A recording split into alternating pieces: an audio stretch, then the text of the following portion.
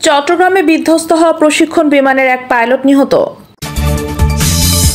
যুক্তরাজ্যের পররাষ্ট্র প্রতিমন্ত্রীর সঙ্গে বিএনপি নেতাদের বৈঠক। নামে বিরোধী দল, থাকেন সরকারি দলের ভেতরে, চুন্নুকে ব্যারিস্টার সুমন। এদিকে উপজেলায় প্রভাব বিস্তারকারীরা দলের পদ হারাবেন, ভবিষ্যতের মনোনয়ন ঝুঁকিতে। এবং সর্বশেষ জানাবো উপজেলা নির্বাচন, কক্সবাজার আওয়ামী লীগের সভাপতি সম্পাদকের লজ্জাজনক হার। শুনছিলেন সংবাদ শিরোনাম, এবারে বিস্তারিত। চট্টগ্রামে বিধ্বস্ত হওয়া প্রশিক্ষণ বিমানের এক পাইলট নিহত। চট্টগ্রাম নগরীর পতেঙ্গা এলাকায় কর্ণফুলী নদীতে বিমান বাহিনীর একটি প্রশিক্ষণ যুদ্ধ বিমান বিধ্বস্ত হওয়ার ঘটনায় এক পাইলট মারা গেছেন। তার নাম অসীম জাওয়াদ। এ ঘটনায় আরেক পাইলট আহত হয়েছেন। বিষয়টি নিশ্চিত করে চট্টগ্রাম নগর পুলিশ বন্দর জোনের উপকমিশনার শাকিলা সুলতানা ঢাকা পোস্টকে বলেন, চট্টগ্রাম নৌবাহিনী হাসপাতালের চিকিৎসক ওই পাইলটকে আনুষ্ঠানিকভাবে মৃত ঘোষণা করেছেন। অসীম জাওয়াদ বিমান বাহিনীর স্কোয়াড্রন লিডার ছিলেন। তিনি 2010 সালে বাংলাদেশ এয়ারফোর্স একাডেমিতে যোগদান করেন। তিনি 2011 সালে একজন পাইলট অফিসার হিসাবে কমিশন লাভ করেন। আহত পাইলটের নাম সোহান। তিনি বিমান বাহিনীর উইং কমান্ডার হিসাবে কর্মরত রয়েছেন। যুক্তরাজ্যের পররাষ্ট্র প্রতিমন্ত্রীর সঙ্গে বিএনপি নেতাদের বৈঠক। যুক্তরাজ্যের ভারত ও প্রশান্ত মহাসাগরীয় অঞ্চল বিষয়ক পররাষ্ট্র প্রতিমন্ত্রী অ্যান ম্যারি ট্র্যাভেলিয়ানের সঙ্গে বৈঠক করেছেন বিএনপি নেতারা। বৈঠকে বিএনপির মহাসচিব মির্জা ফখরুল ইসলাম আলমগীর, আন্তর্জাতিক সম্পর্ক বিষয়ক কমিটির সদস্য শামা ওবায়দ, বিএনপির মানবাধিকার সম্পাদক আসাদুজ্জামান আসাদ উপস্থিত ছিলেন। নামে বিরোধী দল, থাকেন সরকারি দলের ভেতরে, চুন্নুকে ব্যারিস্টার সুমন।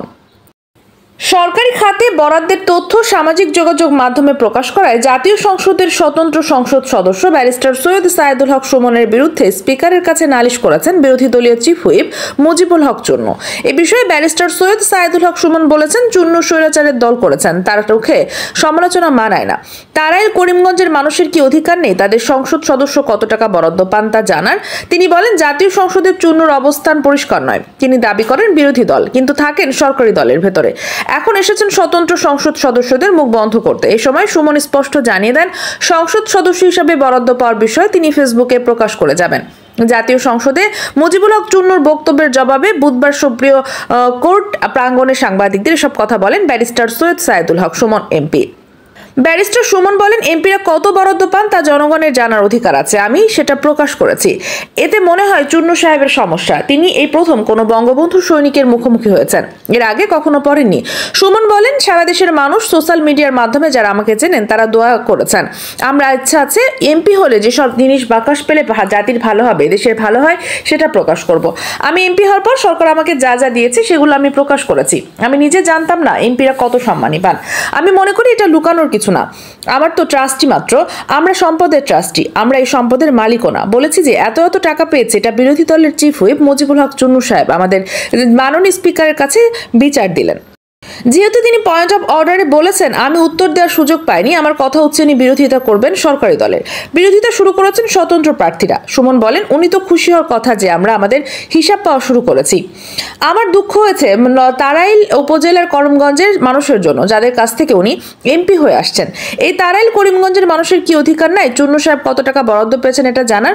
স্বতন্ত্র এই সংসদ সদস্য বলেন, মুজিবুল হক চুন্নু সম্ভবত এই প্রথম বঙ্গবন্ধুর আদর্শের কোনো সৈনিকের মুখোমুখি হয়েছেন। এর আগে হয়তো উনি এভাবে মিট করেন নাই। উনি হচ্ছেন একজন স্বৈরশাসক এরশাদের নেতা। স্বৈরশাসক এরশাদ সারা জীবন এরকম জোর জবরদস্তি আর টাকা বানানোর, তাছাড়া আর নেতা কর্মীদের খুব বেশি কিছু শেখাননি। অল্প কিছু নেতাদের যারা অনেক টাকার মালিক হয়েছেন এরশাদের আমলে। উনি বঙ্গবন্ধুর আদর্শের কোনো সৈনিকের মুখোমুখি সংসদ সদস্য তীব্রভাবে প্রথম হয়েছেন। এর আগে হয়তো উনি এভাবে কারো মুখোমুখি হননি। সুমন বলেন, আমি যে আমার এলাকায় বলেছি 29 কোটি টাকা পেয়েছে, আমি কি মিথ্যা বলেছি? মিথ্যা বললে উনি ব্যবস্থা নিন। এই টাকা দেওয়া হয়েছে রাস্তা বানানোর জন্য, আমি বলে দেব কোথায় কোথায় রাস্তা হবে। আমাকে দেওয়া হয়েছে মসজিদ মন্দিরের দেওয়ার জন্য 2 কোটি টাকা। আমার বরাদ্দ, আমার নামে টি আর কাবিখা সহ সব বরাদ্দ আমি খরচ করব। সাংবাদিকদের প্রশ্ন জবাবে সুমন বলেন, ওনার চেয়ে বড় বড় সাহেবদের সঙ্গে আমার দেখা হয়েছে, স্বভাব বদলায়নি। আমাকে কি সারা জীবন এমপি থাকতে হবে?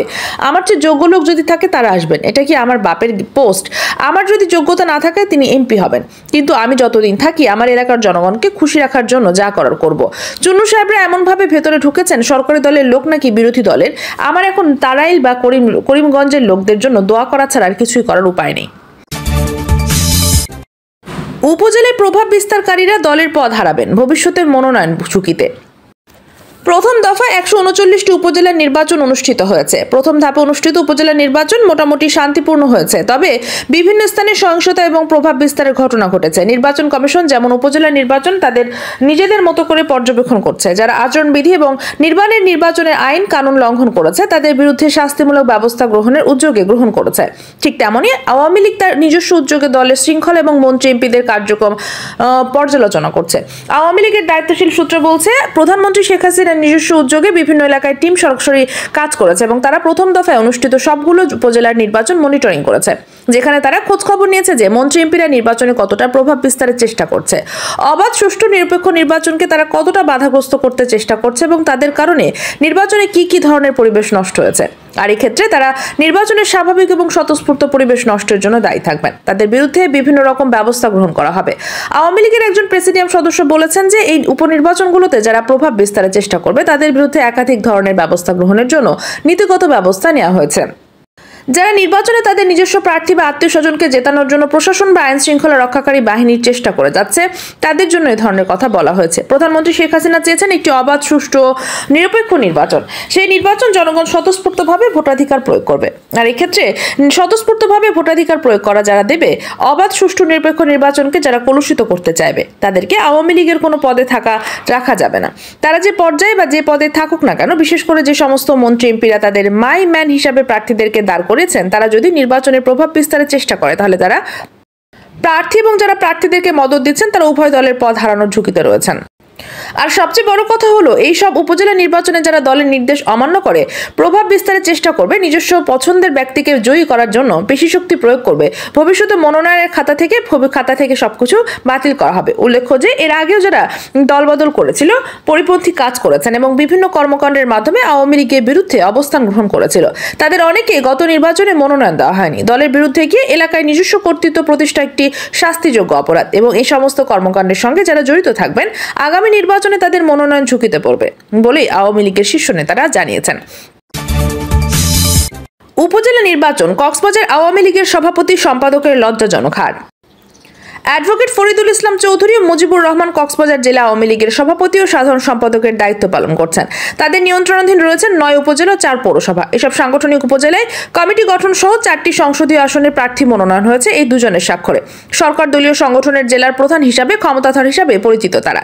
এত ক্ষমতার পরও লোভে পড়ে উপজেলা চেয়ারম্যান পদে নির্বাচন করছেন দুজন। জেলা সভাপতি ফরিদুল ইসলাম চৌধুরী কুতুবদিয়া এবং মুজিবুর রহমান কক্সবাজার সদর উপজেলা নির্বাচনে প্রতিদ্বন্দ্বিতা করেন, কিন্তু বুধবার প্রথম ধাপের উপজেলা পরিষদ নির্বাচনে দুজনই করুণ হার হেরেছেন। দীর্ঘদিন দল ক্ষমতায় থাকলেও সাংগঠনিক কার্যক্রম বৃদ্ধি এবং তৃণমূলকে সংগঠিত করতে সময় দেয়নি তারা। ফলে নিজস্ব বলের নেতাকর্মী ছাড়া তৃণমূলের সঙ্গে তাদের যোগাযোগ ছিল না বললেই চলে। সঙ্গে রয়েছে কমিটি গঠন এবং পদবীর বিপরীতে অনৈতিক লেনদেনের অভিযোগ। আবার দুঃসময়ের ত্যাগী এবং পরীক্ষিতদের অবমূল্যায়নের করে যুক্ত রয়েছে। দলের নেতাকর্মীদের সঙ্গে বাড়তে থাকা এই দূরত্বের কারণে জেলা আওয়ামী লীগের 2 শীর্ষ নেতার লজ্জাজনক পরাজয় বলে উল্লেখ করেছেন তৃণমূলের নেতাকর্মীরা। কক্সবাজার সদর উপজেলার এই কথা বলা হয়েছে।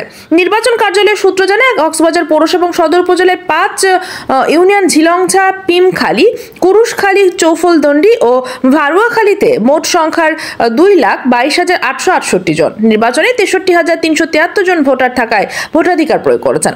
সকাল থেকে মেঘাচ্ছন্ন উৎসবহীন পরিবেশে 28.40% ভোট পড়েছে। এদিকে কুতুবদিয়া উপজেলা নির্বাচনে ভোটে কক্সবাজার জেলা আওয়ামী লীগের সভাপতি অ্যাডভোকেট ফরিদুল ইসলাম মোটরসাইকেল প্রতীকে 3,965 ভোট পেয়েছেন। তার প্রতিদ্বন্দ্বী হানিফ বিন কাশেম ঘোড়া প্রতীকে পেয়েছেন 27,249 ভোট। অপর প্রার্থী আশাবুদ্দিন আনারস প্রতীকে পেয়েছেন 5,438 ভোট।